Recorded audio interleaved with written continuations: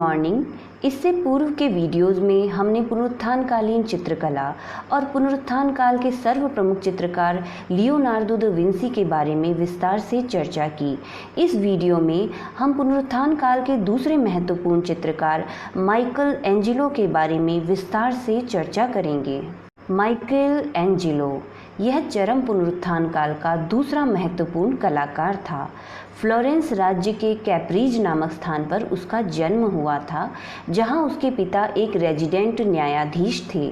उसका जन्म होने के कुछ ही समय बाद परिवार को फ्लोरेंस स्थानांतरित होना पड़ा।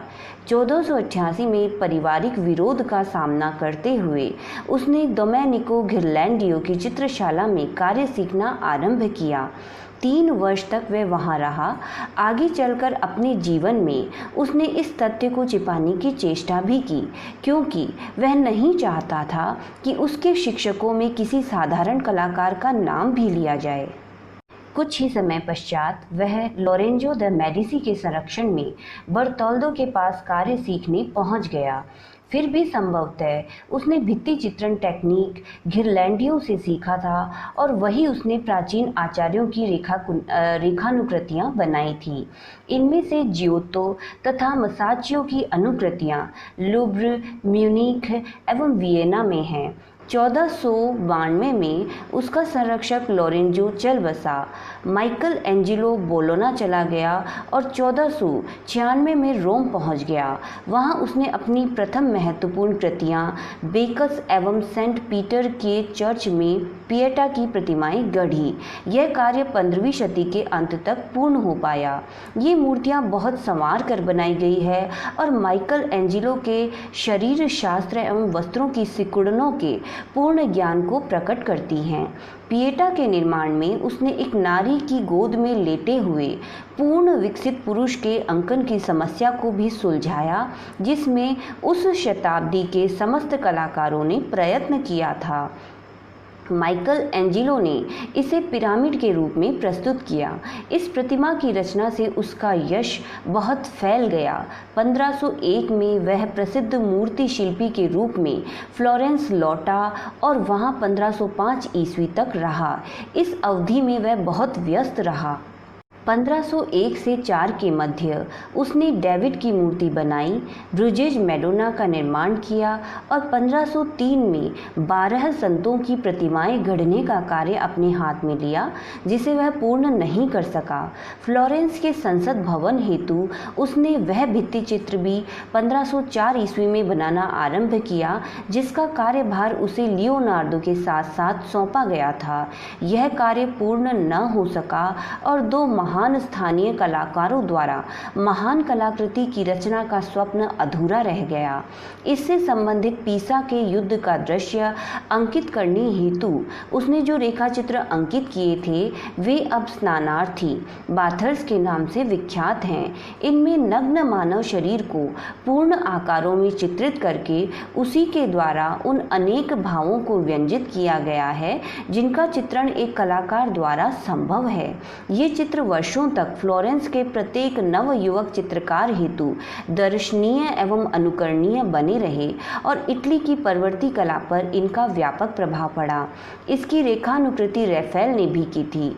इन्हीं की शैली में आगे चलकर उसने सिस्टाइन चैपल की छत में सृष्टि संबंधी चित्रों का अंकन आरंभ किया। यह कार्य उसे बीच में ही छोड़ना पड़ा, क्योंकि पॉप जूलियस द्वितीय अपने जीवन काल में ही अपने लिए एक सुंदर समाधि का निर्माण कराने को आतुर था। 1506 के लगभग इस मकबरे का बनना आरंभ हुआ, जो 1545 तक कई बार नई योजनाओं में ढाला गया।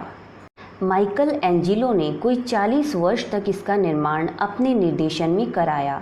वह 1545 में, जब वह 70 वर्ष का था, उसने पॉप की एक विशाल कांस्य प्रतिमा भी इसके हेतु निर्मित की। 1508 ईस्वी में वह रोम लौटा और सिस्टाइन चैपल का छत का चित्रण पुनः आरंभ किया। पोप जूलियस द्वितीय ने उसे वेटिकन शहर में एक कक्ष को भित्ति चित्रों से अलंकृत करने का आदेश दिया जो पोप सिक्सटस चतुर्थ ने बनवाया था, जिसे सिस्टाइन चैपल कहा जाता था। इसकी भित्तियों को बॉटिचेली, गिरलैंडियो व अन्य प्रसिद्ध चित्रकारों द्वारा अलंकृत किया जा चुका था, किंतु मेहराबदार छत खाली थी। माइकल एंजिलो के बहुत मना करने पर भी कि वह वस्तुतः एक चित्रकार नहीं, मूर्तिकार है, पोप दृढ़ रहा। अंत में उसने चित्रण प्रारंभ किया जो उसकी गहन साधना के साक्षी हैं। छोटे आलों में उसने अपने शिष्यों की सहायता से देवदूतों का चित्रण किया, किंतु अचानक अपने साथियों व शिष्यों के कार्य से असंतुष्ट होकर उसने समस्त चित्रों को स्वयं ही चित्रित करने का निश्चय किया। मचान पर लेटे लेटे छत का चित्रण करने में असीम कष्ट सहते हुए भी वह निरंतर इस कार्य में लगा रहा। वह अपने चित्रों को दूर से देखकर त्रुटियों का अनुमान नहीं कर पाता था। 1510 में उसने द्वार के निकट का आधा भाग पूर्ण किया। 1512 में उसने शेष कार्य आरंभ किया और उसे शीघ्र ही पूरा कर डाला। उसके ये चित्र उसी समय महान कलाकृतियां मान लिए गए। यद्यपि वहाँ रेफेल भी कार्य कर रहा था, किंतु माइकल एंजिलो की कृतियां ही सर्वश्रेष्ठ स्वीकार की गई। इस समय उसकी आयु केवल 37 वर्ष की थी और वह महानतम जीवित चित्रकार मान लिया गया था। उसे सांसारिक मनुष्यों से बढ़कर समझा जाने लगा। इन चित्रों में नग्नदास, धर्मदूत, ईसा के पूर्वज, पृथ्वी पर प्राणियों का आरंभिक जीवन तथा दीवारों पर मूसा एवं ईसा के जीवन चरित्र अंकित हैं। प्रथम दृश्य में अकेला ईश्वर सृष्टि की रचना के हेतु उद्यत दर्शाया गया है। तत्पश्चात उसके द्वारा विभिन्न वस्तुओं का सृजन, आदम और हव्वा का स्वर्ग से पतन, प्रलय, नूह का मद आदि चित्रित हैं। समस्त चित्रों के पीछे नव अफलातूनवादी विचारधारा छिपी है। इनके पश्चात धर्मदूत व भविष्य दृष्टा चित्रित हैं। साथ ही ईसा के जन्म की भविष्यवाणी का अंकन है। चारों कोनों में भक्ति संबंधी दृश्य हैं। नीचे के अंधेरे भागों में ईसा के पूर्वजों का चित्रण है। 1516 में यह कार्य पूर्ण हुआ।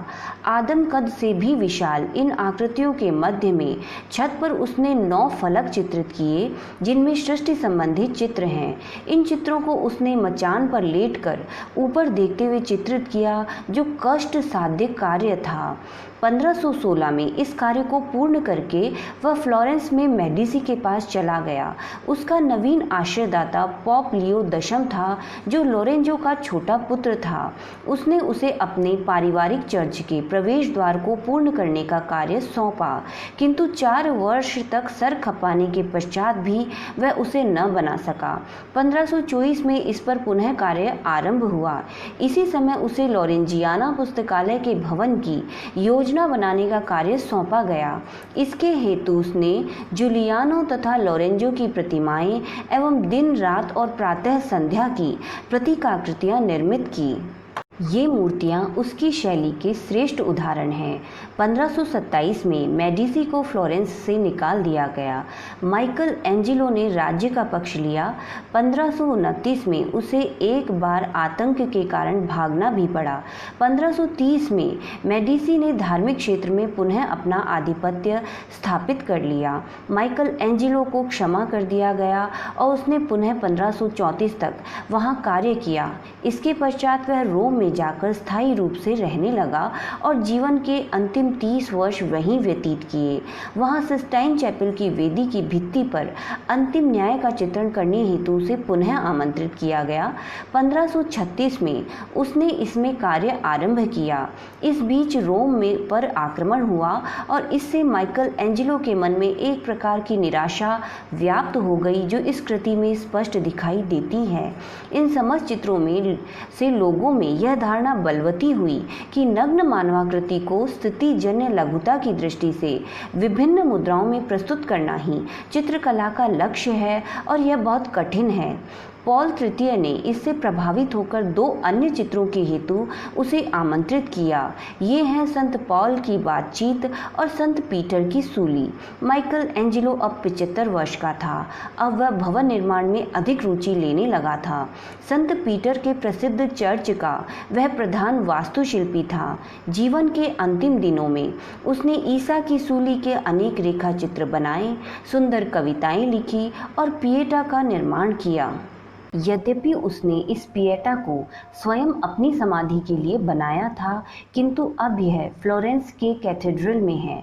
उसने एक अन्य पिएटा भी निर्मित किया था जो भावाभिव्यक्ति की दृष्टि से बहुत उद्वेगपूर्ण है। इसमें ईसा तथा मैरी की आकृतियां परस्पर लीन होती हुई दिखाई गई हैं। इसी पर कार्य करते हुए 12 फरवरी 1564 में उसकी मृत्यु हो गई। माइकल एंजेलो इटली के चरम पुनरुत्थान के चित्रकारों में एक कठोर साधक, पूर्ण पारंगत कलाकार एवं महान व्यक्ति था। कवि के रूप में भी वह इटली में अद्वितीय था। उसके समय की कला का केंद्र फ्लोरेंस से हटकर रोम हुआ। जब वह नहीं रहा तो यह केंद्र वेनिस में पहुंच गया। माइकल एंजेलो अपने चित्रों में मूर्तिकारी स्वभाव के कारण मानवाकृतियों को प्रमुख रूप से दिखाता था, किंतु उसकी मानवाकृतियों में कुछ अनुपातहीनता एवं बेडोलपन है जो पहले पहल अच्छा नहीं लगता। उसकी नारी आकृतियों में भी पुरुषत्व आ गया है। विद्वानों का विचार है कि उसमें शास्त्रीय तथा गौथिक दोनों शैलियों का समन्वय है। एक और तो वह मांसल और ठोस शरीर का चित्रण करना चाहता था जो उसका वंशानुगत प्रभाव था। दूसरी ओर वह गौतिक प्रभाव के कारण आत्मा की बेचैनी और सृष्टि के रहस्यों को अंकित करना चाहता था। अंत में वह बरोक कला की शक्तिमत्ता से आकृष्ट हुआ। माइकल ने प्रकृति के भव्य चित्रण को तिलांजलि दे दी थी। उसकी कला में ऐसे व्यापक प्रयोग हैं जो उसे ज्योतो से लेकर 20वीं शती तक के कलाकारों से संबंधित करते हैं। पुनरुत्थान के पश्चात जो रीतिवाद मैनरिज्म प्रचलित हुआ, उस पर माइकल एंजेलो का व्यापक प्रभाव पड़ा। उसे बरोक कला का पिता भी कह दिया जाता है। उसकी प्रमुख कृतियां हैं द लास्ट जजमेंट, जूलियानो और लोरेंजो की प्रतिमाएं, दिन रात और प्रातः संध्या के प्रतीक आकृतियां, संत पॉल की बातचीत, संत पीटर की सूली, ईसा की सूली के रेखा चित्र, ब्रिजेस मैडोना का निर्माण, पीसा के युद्ध दृश्य के रेखा चित्र, पोप जूलियस द्वितीय की समाधि का निर्माण व कांस्य प्रतिमाएं। इस वीडियो में हमने पुनरुत्थान काल के महत्वपूर्ण चित्रकार माइकल एंजेलो के बारे में विस्तार से चर्चा की। नेक्स्ट वीडियो में हम पुनरुत्थान काल के ही अन्य महत्वपूर्ण चित्रकार रफेल के बारे में विस्तार से चर्चा करेंगे। सो प्लीज़ इस YouTube चैनल को ज़रूर से सब्सक्राइब करें। Thank you.